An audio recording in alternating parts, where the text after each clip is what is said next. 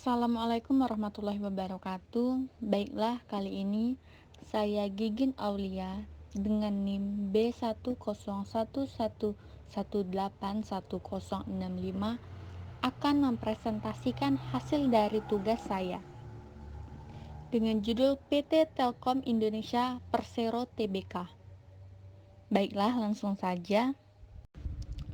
Berikut adalah profil dari PT Telkom Indonesia Persero Tbk. PT Telkom Indonesia Persero Tbk atau yang disingkat dengan Telkom adalah badan usaha milik negara yang bergerak di bidang jasa layanan teknologi informasi dan komunikasi dan jaringan telekomunikasi di Indonesia. Segmen dari perusahaan mencakup perusahaan korporasi, rumah, perorangan, dan lainnya. Segmen korporasi menyediakan layanan telekomunikasi, termasuk interkoneksi saluran untuk disewakan, satelit pusat kontak, akses broadband, layanan teknologi informasi dan layanan data dan internet untuk perusahaan dan lembaga. Segmen rumah menyediakan layanan telekomunikasi, jalur kabel tidak bergerak, televisi berlangganan, dan layanan data dan internet untuk pelanggan rumahan.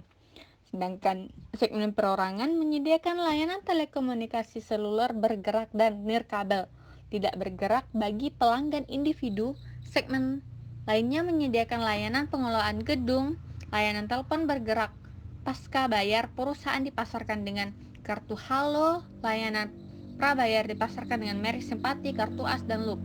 Perusahaan ini juga menjalankan bisnis e-money atau uang elektronik dengan nama mereknya T-Cash. Adapun visi dan misi dari PT Telkom Indonesia Tbk sebagai berikut, yang itu visinya menjadikan perusahaan yang unggul dalam penyelenggaraan telecommunication, information, media, education, dan service di kawasan regional. Sedangkan misinya menyediakan layanan Times yang berkualitas tinggi dengan harga kompetitif, menjadi modal pengelola koperasi terbaik di Indonesia. Visi dan misi PT Telkom Indonesia Tbk ini ditetapkan berdasarkan keputusan Komisaris PT Telkom Indonesia Tbk nomor 09-DK-2012 pada tanggal 30 Mei 2012. Lalu selanjutnya struktur organisasi. Struktur organisasi ini merupakan susunan komponen-komponen kerja dalam sebuah organisasi. Dengan struktur organisasi menunjukkan bahwa adanya pembagian kerja dan bagaimana fungsi yang berbeda yang dikoordinasikan. Untuk Direktur Utama Grup PT Telkom ini ada Alex Janaki Sinaga, dengan Direktur Utama Telkomsel Riri Andriansah, di Rotelin Syarif Syarial Ahmad, dan di Rut Telkom Netra yaitu Teguh Wahyono.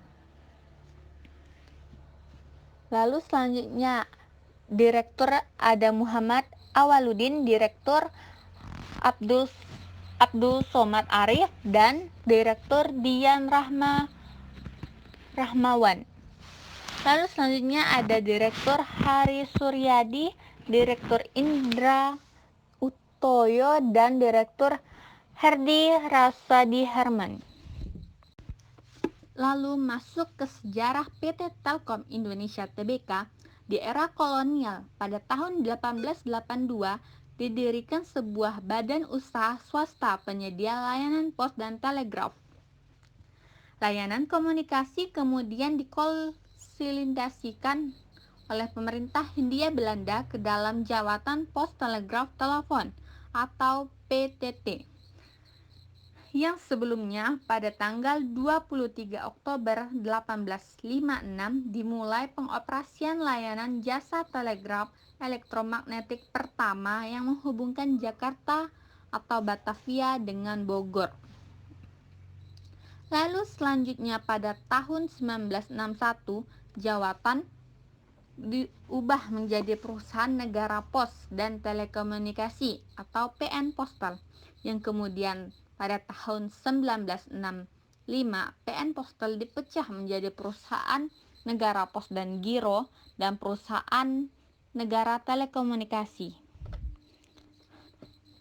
atau PN Telekomunikasi. Pada tahun 1974, PN Telekomunikasi diubah namanya menjadi Perusahaan Umum Telekomunikasi atau Perumtel yang menyelenggarakan jasa telekomunikasi nasional maupun internasional. Tahun 1980, seluruh saham PT Indonesia Satellite Corporation Tbk atau Indosat diambil alih oleh pemerintah RI menjadi BUMN untuk menyelenggarakan jasa telekomunikasi internasional terpisah dari Perumtel. Pada tahun 1989 ditetapkan Undang-Undang Nomor 3 Tahun 1989 tentang telekomunikasi yang juga mengatur peran swasta dalam penyelenggaraan telekomunikasi. Lalu selanjutnya pada tanggal 1 Mei 1991, Perumtel berubah bentuk menjadi perusahaan perseroan atau Persero Telekomunikasi Indonesia berdasarkan Peraturan Pemerintah Nomor 25 Tahun 1991. Lalu kemudian pada tanggal 14 November 1995 dilakukan penawaran umum perdana saham Telkom. Sejak itu, saham Telkom tercatat dan diperdagangkan di Bursa Efek Jakarta dan Bursa Efek Surabaya. Keduanya sekarang bernama Bursa Efek Indonesia. Bursa Efek New York diperdagangkan pada tanggal 14 Juli 2003 dan Bursa Efek London. Saham Telkom juga diperdagangkan tanpa pencatatan di Bursa Saham Tokyo. Jumlah saham yang dilepas pada saat itu sebanyak 933 juta lembar saham. Sejak 16 Mei 2014, saham Telkom tidak diperdagangkan lagi di Bursa Efek Tokyo dan pada 5 Juni 2014 di Bursa Efek London. Kerjasama operasi mulai diimplementasikan pada 1 Januari 1996 di wilayah Divisi Regional 1 Sumatera dengan mitra PT Pramindo Ikat Nusantara.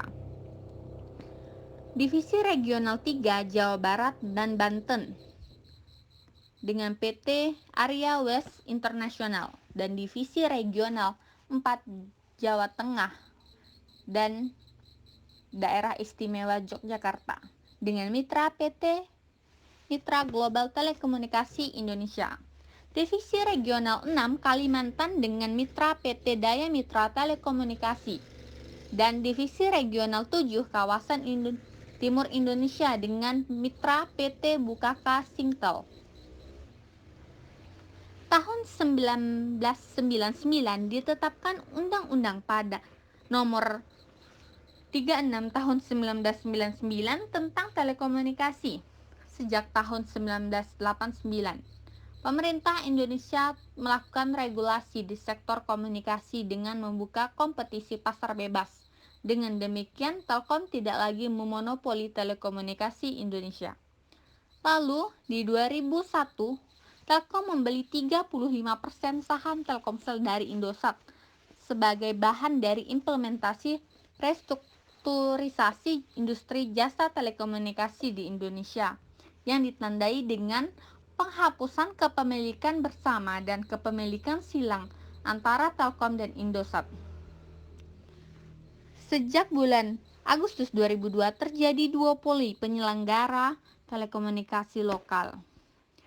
Lalu pada Oktober 2009, Telkom meluncurkan New Telkom yang ditandai dengan pergantian identitas perusahaan. Terhitung tanggal 4 Desember 2020, PT Telekomunikasi Indonesia Persero Tbk tercatat di Bursa Efek Indonesia dengan nama baru menjadi PT Telkom Indonesia Persero Tbk. Perusahaan ini berubah nama disampaikan oleh manajemen Telkom melalui surat kepada BEI tertanggal 13 November 2020. Kemudian BLI menerimanya pada tanggal 2 Desember 2020. Perubahan nama ini sebelumnya telah mendapat persetujuan dari Kementerian Hukum dan Hak Asasi Manusia Republik Indonesia atas perubahan anggaran dasar perseroan terbatas perusahaan perseroan PT Telekomunikasi Indonesia Persero Tbk. Walaupun Telkom berganti nama, kode emiten atau kode saham pada Bursa Efek Indonesia tidak berubah. Selanjutnya masuk ke komposisi kepemilikan saham. Pada awalnya di 14 November 1995, pemerintah Indonesia memiliki 75,80% saham di PT Telkom ini, dan untuk publiknya 24,20%. Terjadi perubahan beberapa kali di komposisi kepemilikan saham pada tahun 1999, 2001, 2002, 2013 hingga saat ini. Pemerintah Indonesia memiliki komposisi 52,09% dan untuk publiknya sendiri 47,91%. Untuk publik ini terdiri dari masyarakat dan direksi-direksi yang menjabat di PT Telkom Indonesia Perseroan Tbk ini.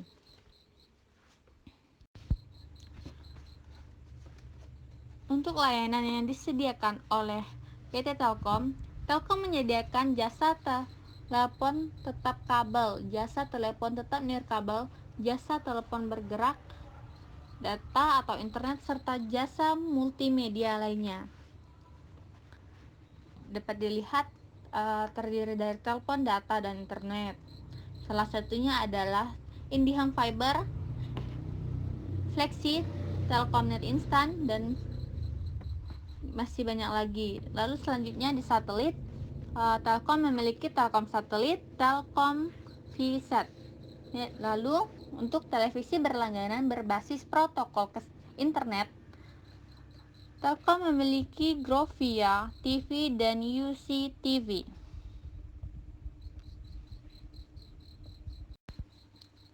Lalu selanjutnya anak perusahaan dari PT Telkom Indonesia Persero Tbk. Ada PT Daya Mitra Telekomunikasi, PT Graha Sarana Duta, PT Infrastruktur Telekomunikasi Indonesia, PT Jalin Perbayaran Nusantara, PT Metranet, PT Multimedia Nusantara, PT Napsindo Primatel Internasional, PT PINS Indonesia, PT Telekomunikasi Indonesia Internasional, PT Telekomunikasi Seluler, PT Telkom Akses, dan yang terakhir ada PT Telkom Satelit Indonesia. PT Telkom Indonesia Persero Tbk pertama kali melakukan penawaran umum untuk saham perdana atau Initial Public Offering atau IPO pada 14 November 1995 dengan harga Rp2.050 per lembar saham, dengan jumlah saham yang dilepas pada saat itu 333.000 lembar. Saat itu, Telkom meraup dana sebanyak 1,91 triliun rupiah dari aksi IPO. Sejak menjadi perusahaan terbuka, saham Telkom setiap tahun rata-rata naik sebanyak 10%, sehingga selama 25 tahun terakhir saham Telkom menyentuh level tertinggi tercatat pada 29 September 2017 di posisi Rp4.680. Pada saat ini, Telkom sudah termasuk saham big caps alias saham dengan kapitalisasi pasar di atas 100 triliun rupiah dengan mencapai 315 triliun. Selama 10 tahun 2010 hingga 2019, saham Telkom sudah naik 95,24%, yang artinya jika Anda menahan saham Telkom pada tahun 2010 sebesar 100 juta, maka pada 2019 uang Anda sudah mencapai 195,23 juta. Perkembangan saham Telkom pada tahun 2020. Telkom mampu mencatat kinerja yang baik dengan membukukan pertumbuhan yang positif dari sisi pendapatan EBITDA serta laba bersih selama tahun 2020. Telkom membukukan pendapatan konsolidasi sebesar 136,52 triliun rupiah, tumbuh positif sebesar 0,7%. EBITDA perseroan 2020 tercatat 66,94 triliun dengan laba bersih 22,89 triliun rupiah. Secara terperinci, sepanjang tahun 2020, Telkom mendapatkan lonjakan permintaan masyarakat untuk layanan internet IndiHome, lebih dari 1,01 juta pelanggan. Layanan IndiHome dengan pangsa terbesar di Indonesia pun menjadi kontributor utama pendapatan Telkom. Lantas, dengan kinerja keuangan yang masih terbilang bersinar di tengah pandemi yang tengah melanda Indonesia pada tahun 2020. Sementara itu, dukungan juga dari segmen mobile yang dijalankan oleh anak perusahaan yaitu Telkomsel tercatat kenaikan trafik data hingga 43,8% sepanjang 2020. Tak ketinggalan, pendapatan digital bisnis Telkomsel tumbuh sebesar 7% menjadi 62,33 triliun pada 2020, yang sekaligus menjadi katalis dalam pergeseran bisnis legasi ke layanan digital bisnis. Hal ini berdampak positif ke tahun 2021. Saham emiten telekomunikasi BUMN PT Telkom Indonesia Persero Tbk langsung mencuat ke zona hijau. Kenaikan saham Telkom seiring dirilisnya kinerja keuangan 2020 yang perusahaannya tumbuh positif. Berdasarkan data Bursa Efek Indonesia (BEI), nilai transaksi saham emiten big cap kapitalisasi pasar di atas 100 triliun rupiah ini sebesar 172,68 miliar rupiah. Dengan ini, saham Telkom 2021 berhasil melanjutkan penguatan. Untuk kabar terakhir, pada Kamis 29 April kemarin, ketika ditutup melonjak 1,91% ke 3.200 per saham dengan nilai transaksi 354,1 miliar rupiah. Lalu bagaimana prospek ke depannya? Setelah meninjau perkembangan saham Telkom yang telah IPO selama 25 tahun, saham Telkom menjadi salah satu pilihan untuk berinvestasi yang sangat menjanjikan. Fakta bahwa rata-rata saham Telkom meningkat 10% per tahunnya. Terlebih lagi, Direksi Telkom telah membeberkan beberapa rencana strategis Telkom dalam acara Prospek Pasar Modal 2021, mulai dari penawaran perdana IPO dua anak perusahaan Telkom, modal Ventura Telkom, hingga mengenal jaringan 5G. Telkom telah berencana untuk melepas PT Daya Mitra Telekomunikasi atau Mitratel ke pasar modal, yang ditargetkan eksekusinya dilakukan pada kuartal terakhir tahun ini atau paling lambat kuartal pertama 2022. Mitratel yang merupakan anak usaha Telkom yang bergerak di bidang penyediaan infrastruktur telekomunikasi, memiliki menara komunikasi yang tersebar di berbagai wilayah dan melayani semua operator seluler di Indonesia dengan jumlah lebih dari 22.000 menara telekomunikasi. Yang selanjutnya, Telkom melalui MDI Ventures akan fokus menyuntikkan modal kepada startup. Salah satunya adalah Gojek, untuk melihat potensi yang bisa dilakukan dengan startup digital terutama saat pandemi ini. Lalu kemudian berkaitan dengan jaringan 5G. Bisnis 5G kedepannya sangat besar. Konsumen pelanggan butuh kecepatan tinggi untuk mengakses mobilenya. Konsumen di rumah juga dapat mengakses cepat jika 5G sudah terrealisasi. Dengan adanya rencana-rencana Telkom, bisa diprediksikan harga saham Telkom ke depannya akan terus meningkat. Sehingga sangat disarankan untuk berinvestasi di PT Telkom Indonesia Persero Tbk ini. Baiklah, sekian yang dapat saya sampaikan. Terima kasih. Semoga bertemu di lain waktu.